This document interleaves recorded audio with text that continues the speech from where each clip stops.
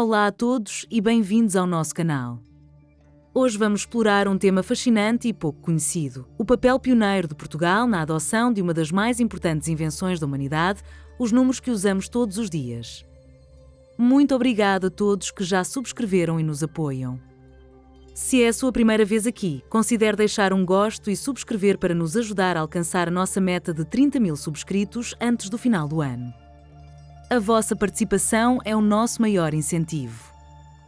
Para compreendermos a dimensão desta mudança, precisamos de recuar a um tempo em que fazer uma simples conta de somar ou multiplicar era uma tarefa hercúlea na Europa. O sistema dominante era o romano, com as suas letras I, V, X, L, C, D, M. Era um sistema pouco prático para a aritmética, que tornava o comércio, a engenharia e a ciência extremamente lentos e complexos.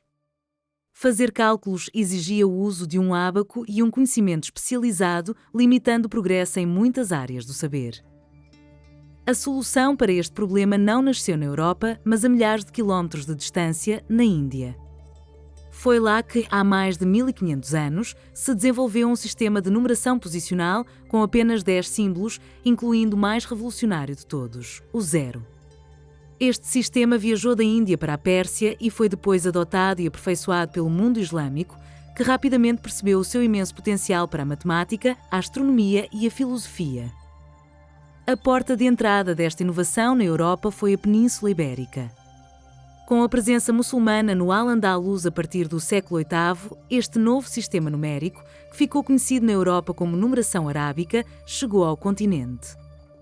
Durante séculos, a Península Ibérica foi um território de fronteira, não apenas militar, mas também cultural e científica, onde o mundo cristão e o mundo islâmico trocavam conhecimentos de forma constante e profunda. Assim, durante a Idade Média, coexistiram dois mundos na mesma península. No norte, os reinos cristãos, incluindo o recém-formado Condado Portucalense e mais tarde o Reino de Portugal, continuavam a usar oficialmente os numerais romanos nos seus documentos, registros e na liturgia da Igreja.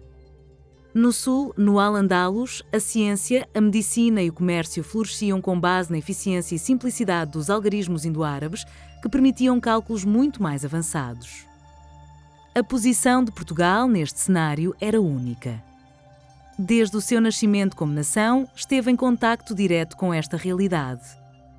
Ao contrário de reinos mais a norte na Europa, que só muito mais tarde teriam conhecimento deste sistema, Portugal nasceu numa fronteira onde a superioridade dos novos números era visível no dia-a-dia, nas trocas comerciais, nos avanços científicos e na administração das cidades do Sul. Esta proximidade foi o fator-chave para o seu pioneirismo. A adoção não foi, contudo, um ato oficial ou uma imposição. Foi uma adaptação lenta e orgânica, impulsionada pela necessidade prática. Os primeiros a perceberem as vantagens foram, muito provavelmente, os mercadores e os moçárabes, cristãos que viviam em território muçulmano e que atuavam como intermediários culturais e comerciais. Eles precisavam de um sistema que lhes permitisse fazer contas de forma rápida e segura, algo que os numerais romanos simplesmente não ofereciam. Este conhecimento ibérico começou a espalhar-se para o resto da Europa muito cedo. Figuras como Gerbert de Aurillac, que mais tarde se tornou o Papa Silvestre II, viajaram até à Catalunha no século X para estudar matemática e astronomia, levando consigo para a Itália e França os primeiros conhecimentos sobre o novo sistema. Isto demonstra que a Península Ibérica, onde Portugal se insere, foi o epicentro a partir do qual esta revolução matemática começou a irradiar. Mesmo com as vantagens evidentes, a resistência à mudança foi enorme. Os numerais romanos estavam profundamente enraizados na tradição, sendo a linguagem numérica da Igreja e dos documentos reais. O novo sistema era por vezes visto com desconfiança, associado ao outro, ao mundo infiel. A sua forma abstrata, especialmente o conceito de zero, era difícil de aceitar para uma mentalidade habituada a contar com base em símbolos que representavam quantidades concretas. Foram os homens do comércio que lideraram esta transformação em Portugal. Para um mercador do século XIII ou XIV, a capacidade de calcular juros, lucros e perdas de forma eficiente era uma vantagem competitiva crucial. O sistema indo-árabe permitia fazer estas operações em minutos, no papel, enquanto o sistema romano exigia horas de trabalho num ábaco. A praticidade do novo sistema acabou por falar mais alto do que a força da tradição, impondo-se nos mercados. A ciência foi outro grande motor de adoção.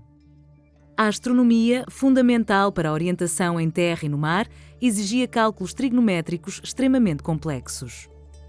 Tentar realizar estas operações com numerais romanos era praticamente impossível. A elite intelectual portuguesa, atenta aos avanços do mundo islâmico e das comunidades judaicas, rapidamente percebeu que o novo sistema era a chave para desbloquear um novo nível de conhecimento científico. O conceito do zero, ou cifra em árabe, que deu origem à palavra cifra, foi talvez a maior barreira, mas também a maior genialidade do sistema. Não representava apenas o nada, mas era um marcador de posição que permitia diferenciar entre 10, 100 ou 1000. Esta abstração foi uma revolução no pensamento matemático e filosófico, e a sua aceitação foi um passo decisivo para a modernização do pensamento científico em Portugal e na Europa. Gradualmente, o sistema foi subindo na escala social, passando dos mercados e dos estudos científicos para a administração do reino. Embora os documentos oficiais e as datas em monumentos continuassem a ser escritos em numeração romana por uma questão de formalidade e tradição, os registros financeiros da coroa e a contabilidade de grandes ordens militares e religiosas começaram a ser feitos com os novos e muito mais eficientes algarismos.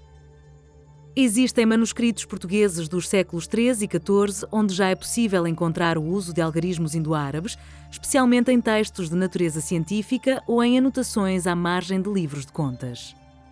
Estes registros são a prova material de que, enquanto grande parte da Europa ainda estava presa ao sistema romano, em Portugal a adaptação a esta nova tecnologia matemática já estava em curso, colocando o reino na vanguarda intelectual da época. A desconfiança inicial foi sendo vencida pela evidência esmagadora da sua utilidade. A associação dos números ao mundo islâmico foi-se desvanecendo à medida que mais cristãos os dominavam e os usavam para os seus próprios fins. A eficiência económica científica tornou-se um argumento irrefutável. Portugal, pela sua história e geografia únicas, teve a oportunidade de fazer esta transição muito antes de outros países europeus. No início do século XV, antes do arranque da grande aventura dos descobrimentos, o uso do sistema indo-árabe já estava consolidado nos meios comerciais, financeiros e científicos em Portugal. Esta familiaridade com uma matemática mais avançada não foi um mero detalhe histórico, foi uma das competências cruciais que preparou o país para a complexa tarefa de navegar em mar aberto e gerir as rotas comerciais que se seguiriam. E é aqui que o papel de Portugal passa de pioneiro na adoção para um dos principais agentes na sua expansão e popularização a nível europeu. A era dos descobrimentos não teria sido possível sem este sistema numérico. A navegação astronómica, que permitia aos marinheiros portugueses aventurarem-se longe da costa, dependia inteiramente de cálculos que só os novos algarismos permitiam fazer de forma eficaz. A matemática da navegação, desenvolvida e aperfeiçoada em Portugal, era o segredo mais avançado da época. Astrónomos e matemáticos como Pedro Nunes, no século XVI, criaram tratados de navegação e desenvolveram instrumentos como Nónio, cuja utilização exigia um domínio completo da matemática baseada no sistema posicional. O sucesso da navegação portuguesa era a prova viva da superioridade deste sistema. Os trabalhos de Pedro Nunes e de outros sábios portugueses foram traduzidos e estudados por toda a Europa. Navegadores e cartógrafos de Inglaterra, França e Holanda olhavam para Portugal como uma grande escola da navegação mundial.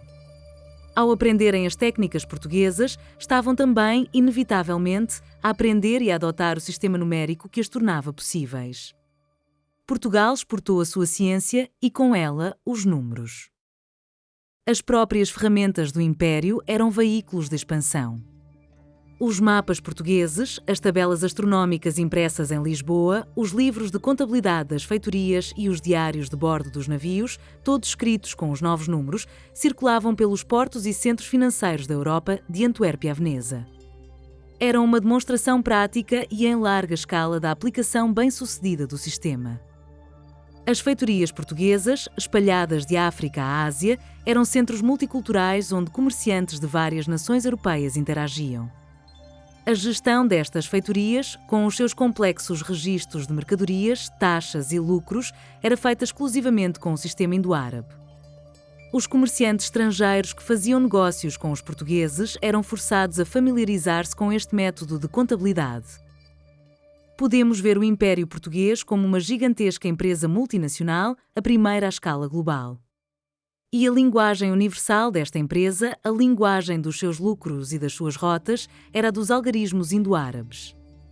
O sucesso económico e o poderio naval de Portugal serviram de inspiração e modelo para outras nações europeias que, para competirem, tiveram de adotar as mesmas ferramentas, incluindo o seu sistema numérico.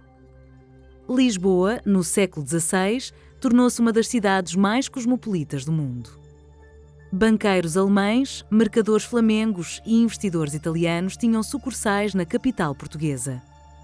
Neste ambiente de negócios internacional, o sistema numérico português, por ser o mais eficiente, tornou-se o padrão. Esta interação diária ajudou a acelerar a sua aceitação e disseminação por toda a rede comercial europeia. É justo reconhecer que a Itália, através de figuras como Fibonacci e das suas repúblicas mercantis, também foi um polo fundamental na introdução destes números na Europa.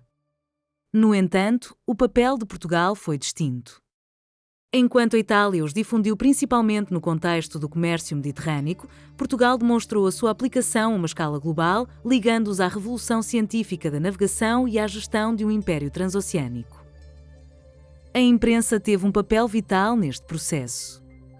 Em Portugal, no final do século XV, o matemático e astrónomo Abraão Zacuto publicou a sua obra Almanac Perpetuum, um conjunto de tabelas astronómicas essenciais para a navegação.